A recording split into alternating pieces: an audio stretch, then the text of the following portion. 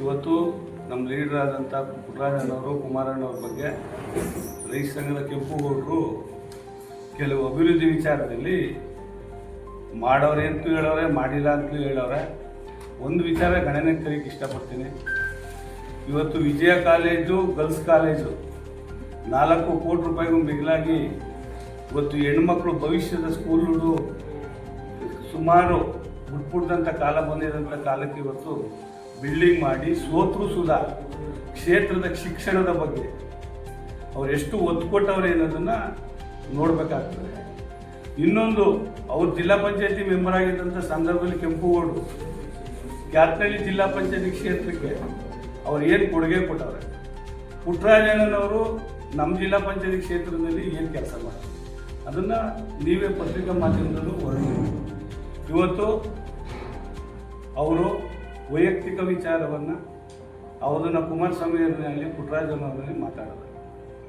ಇವತ್ತು ಯಾರು ಸತ್ಯ ಹರಿಶ್ಚಂದ್ರರಿಲ್ಲ, ಅವರನ್ನು ತೆಗೆದು ನೋಡಿದ್ರೆ ಅವರು ಹರಿಶ್ಚಂದ್ರ ಅನ್ನೋದನ್ನು ಈಚೆಗೆ ಬರ್ತದೆ. ಇವತ್ತು ಕುಮಾರಣ್ಣ ಸಾಲ ಮನ್ನಾ ಮಾಡಿ ರೈತರು ಆತ್ಮಹತ್ಯೆ ಮಾಡ್ಕೊಂಡಿರೋದ್ರ ಬಗ್ಗೆ 200 ಕುಟುಂಬಗಳಿಗೆ ಸುಮಾರು 2004 ಇಸ್ವಿಯಲ್ಲಿ ಬಂದಾಗಲೇ ದುಡ್ಡು ಕೊಟ್ಟರು ಎಲ್ಲರೂ ಪರಿಹಾರ ರೈತರಿಗೆ. ಅವರು ಯಾವ ಅಭಿವೃದ್ಧಿಯ ಏನು ಮಾಡಬೇಕು ಅನ್ನೋದನ್ನು ಮೇಲ್ಕೋಟೆ ವಿಧಾನಸಭಾ ಕ್ಷೇತ್ರದಲ್ಲಿ ಪುಟ್ಟರಾಜನವರು ಎಷ್ಟು ರೋಡ್ಗಳು, ರಸ್ತೆ, ದೇವಸ್ಥಾನಗಳು, ಕಾಲೇಜುಗಳು, ಪುಟ್ಟರಾಜನ ಬಂದ ಮೇಲೆ ಎಷ್ಟು ಹೈಸ್ಕೂಲ್ ತಂದರು, ಎಷ್ಟು ಕಾಲೇಜನ್ನು ತಂದರು. 5 PU ಕಾಲೇಜನ್ನು ಒಂದೇ ಕ್ಷಣದಲ್ಲಿ ಏಕಕಾಲದಲ್ಲಿ ಕುಮಾರಣ್ಣ ಮಾಡಿಸ್ಕೊಂಬಂದರು. ಸಬ್ ಸ್ಟೇಷನ್ಗಳು ಮಾಡಿಸ್ಕೊಬಂದರು. ರೈತ ಪರವಾದಂಥ ಕಾರ್ಯಕ್ರಮಗಳನ್ನು ಮಾಡ್ಕೊಬಂದರು. ಈಗ ನಿಮ್ಗೆ ಒಂದು ಸಣ್ಣ ವಿಚಾರ, ಹೋರಾಟ ಮಾಡೋದು JDSನವರು ರೈತರಿಗೆ, BJPಯವರು ರೈತರಿಗೆ, ಕಾಂಗ್ರೆಸ್ನವರು. ನೀವು ಹೋರಾಟ ಮಾಡಿ, ಕನ್ನಡ ಪರ ಹೋರಾಟ ಮಾಡ್ತಾರೆ, ರೈತ ಸಂಘದವರು ಹೋರಾಟ ಮಾಡ್ತಾರೆ. ಹಸಿರು ಟವಲು ಬರೀ ಅವರೊಬ್ಬರಿಗೆ ಅಲ್ಲ, ಎಲ್ರಿಗೂ ಅದೇ.